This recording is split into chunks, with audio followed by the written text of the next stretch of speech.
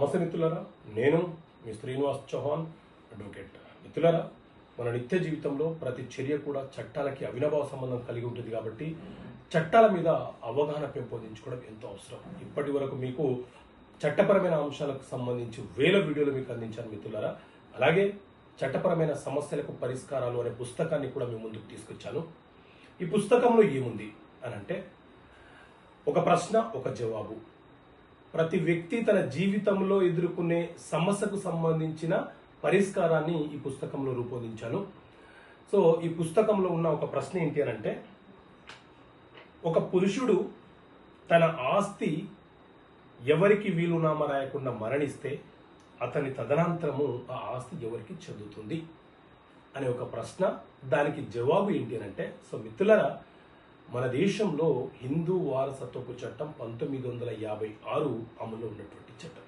అలాగే transfer of property act, ఆస్తి బదలాయింపుల చట్టము, అదేవిధంగా రిజిస్ట్రేషన్ యాక్ట్ అనే చట్టము అమల్లో ఉన్నటువంటి చట్టం.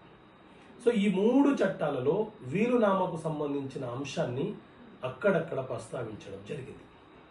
వీలునామా అంటే ఏంటి అంటే, ఎవరైనా ఒక వ్యక్తి తన కష్టార్జితంతో సంపాదించిన ఆస్తులు తన పేరు మీద రిజిస్టర్ అయి ఉంటే ఆ ఆస్తులకు అతనే అబ్సల్యూట్ ఓనర్, అతనే హక్కుదారుడుగా పిలువబడతాడు.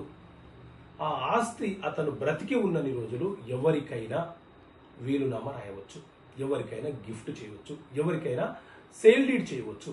కానీ తన కష్టార్జితంతో సంపాదించిన వ్యక్తి ఎలాంటి ట్రాన్స్ఫర్స్, ఎలాంటి ట్రాన్సాక్షన్స్ చేయకుండా మరణిస్తే ఆ ఆస్తి అతని తదనంతరము అతని యొక్క భార్య, అతని యొక్క పిల్లలు, కూతుర్లు, కుమారులు ఎంతమంది ఉన్నారో వారికి సంక్రమిస్తుంది.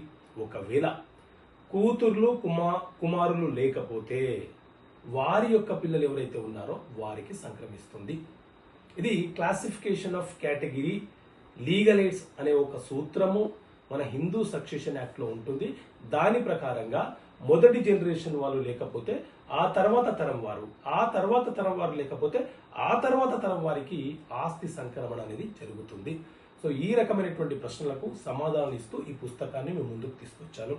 ఈ పుస్తకం కావాలనుకునే వ్యక్తులు ఇక్కడ కనిపిస్తున్న నెంబర్కి కాల్ చేసి ఆర్డర్ చేసుకోవచ్చు. ఓకే మిత్రులారా, థ్యాంక్ యూ.